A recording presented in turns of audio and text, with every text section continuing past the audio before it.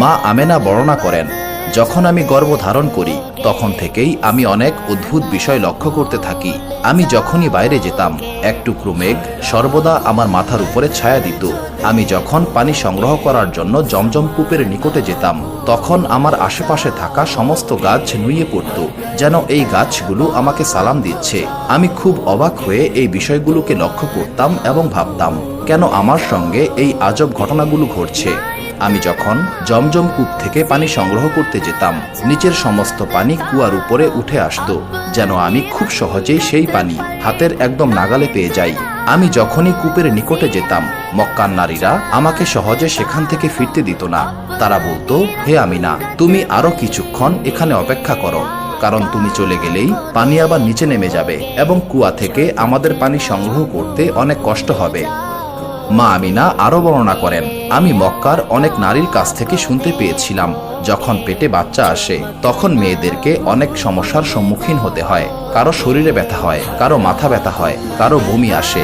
আমি খুব অবাক হয়ে ভাবতাম, আশ্চর্য, আমার তো এই 9 মাসে কোনো ধরনের সমস্যাই হয়নি।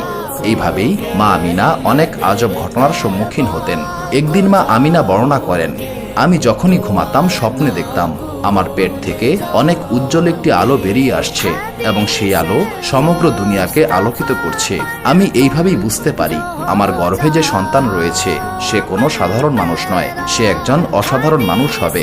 নবী করিম সাল্লাল্লাহু আলাইহি সাল্লামের দাদা আব্দুল মুত্তালিব মা আমেনার গর্ভধারণকালীন সময়ে সারাক্ষণ কাবা ঘরের গিলাফ ধরে দাঁড়িয়ে থাকতেন এবং কাঁদতে কাঁদতে মহান আল্লাহ তাআলার নিকট বলতেন, ইয়া মহান আল্লাহ তাআলা, আমার পুত্র আব্দুল্লাহ এই দুনিয়াতে আর বেঁচে নেই, কিন্তু তার ঘরে একজন সন্তানের আগমন ঘটবে।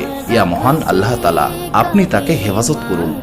রাসূলুল্লাহ সাল্লাল্লাহু আলাইহি সাল্লামের চাচারাও এই অপেক্ষায় ছিলেন, কখন তাদের ভাই আব্দুল্লাহর সন্তান এই দুনিয়াতে আসবে।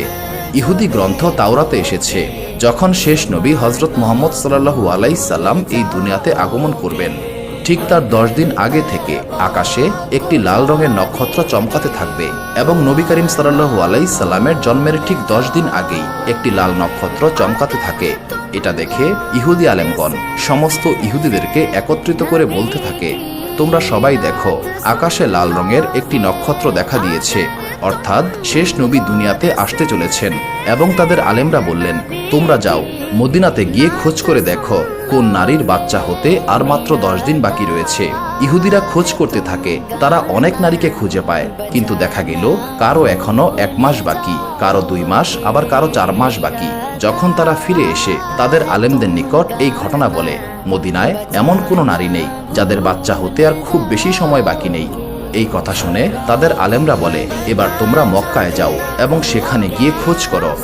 যখন তারা মক্কায় পৌঁছায় তারা এমন একজন নারীর সন্ধান করতে থাকে যার বাচ্চা হতে আর খুব বেশি সময় বাকি নেই। তখন ইহুদিদের নিকট মক্কার লোকেরা বলে, মক্কায় এমন 5 জন নারী রয়েছে যাদের বাচ্চা হতে আর খুব বেশি দিন বাকি নেই।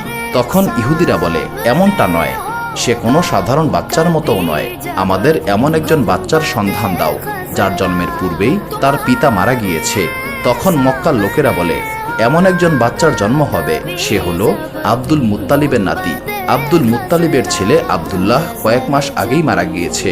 এই কথা শুনে ইহুদিরা সেখান থেকে চলে যায় এবং তারা বলতে থাকে, আফসোস, আজ নবুয়ত আমাদের নিকট থেকে মক্কাবাসীর নিকটে চলে গেল। দিন এইভাবেই যাচ্ছিল, অবশেষে সেই দিন আসলো যার জন্য সবাই অপেক্ষা করছিল এবং এই দুনিয়ার বুকে সেই বাচ্চার আগমন ঘটে, যার কারণে